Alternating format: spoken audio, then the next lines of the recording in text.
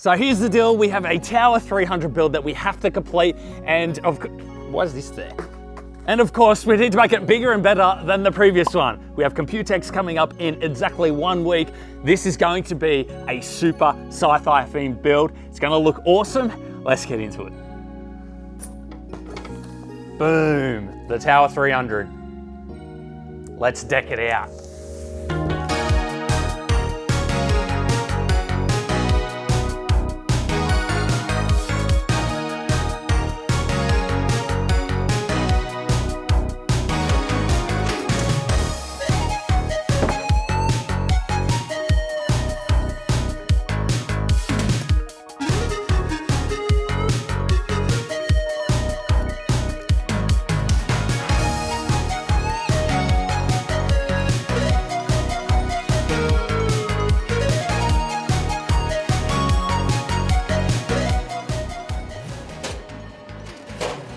Something I prepared earlier. After many days transformed into seconds for you guys, we've actually created these laser files. So we're gonna transform this into sci-fi theme. We've got all of these bits and pieces which go around the case, and it's gonna look super unique once we're done with it. This right here is actually kind of like a launch pad controller, and we're gonna put screens behind it, so it's gonna look pretty unique.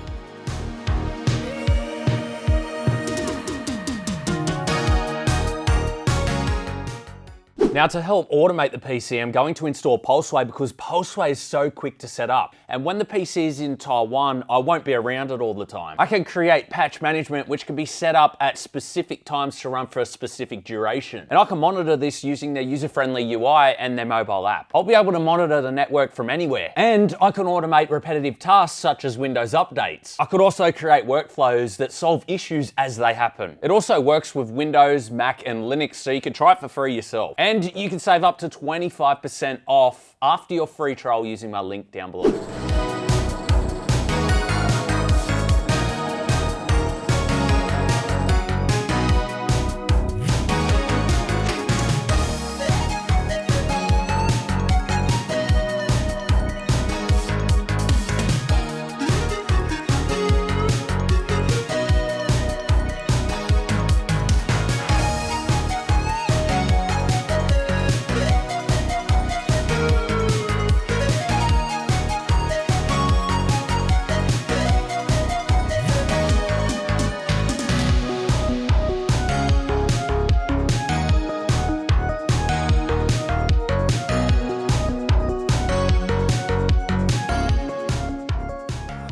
Well, it's the next day and I think it's turned out really good. The only problem I am seeing here is for this patina effect to work really well, I think we're gonna need a second coat on this because I can just see the primer through the bronze coating or copper coating that we've done. So if I load that up, the patina is gonna look that much better once we start adding in the effect. At least one more coat, I reckon. Now, before we do the copper coating on the other pieces, I actually wanna paint this case black.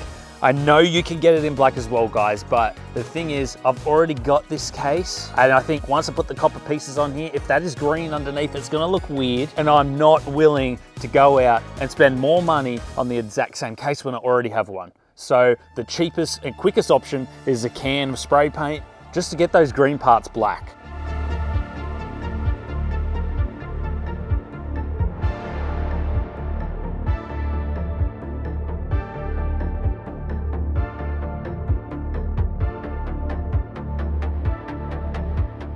Now onto creating the patina, and we've got this Dulux copper patina effect. So once I layer this onto the copper painted panels that we've done, it should start reacting, and especially over the coming days, it'll turn more and more blue. Now I don't want the whole panel blue, so I need to be selective on where I put this on, and I need to apply it in random brush strokes. So we'll see how this goes because I haven't actually used it before. I really hope I don't ruin it at all. I hope it turns out.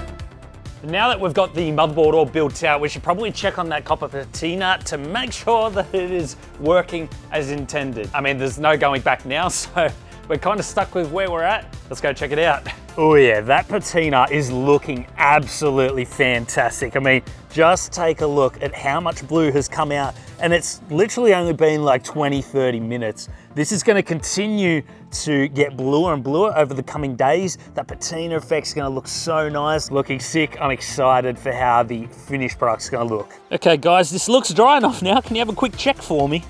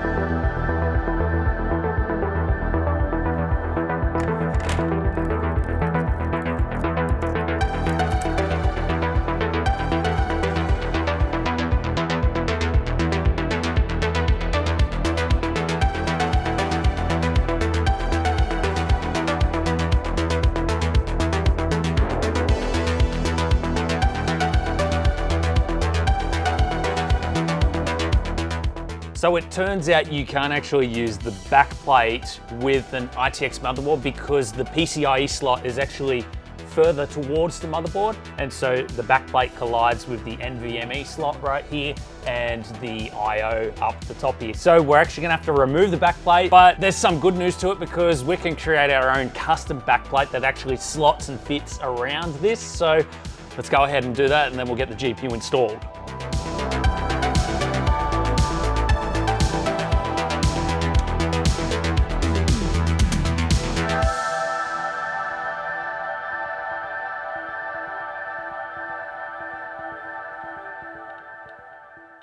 I think I want to put a fan up the top here. Oh yeah, for a bit more lighting? Well, yeah, but it's more to hide my cables at the bottom.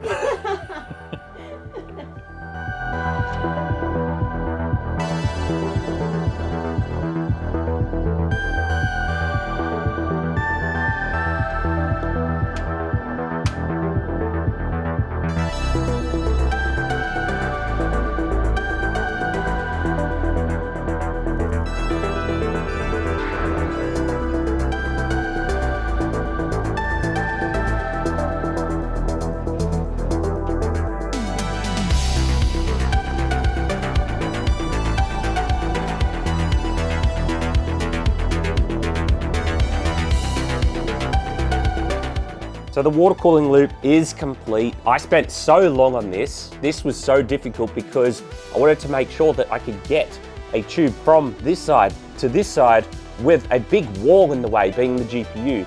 So I managed to get this high enough so that I could still undo the GPU if needed, so the tube is not in the way. And the only way we can make this happen, we were limited with, because the pump needs to fit below the GPU down there, otherwise you can't fit anything in there apart from maybe an FLT reservoir. And the last thing is, I spent a whole day trying to find a leak in this loop. Turns out one of the fittings is faulty.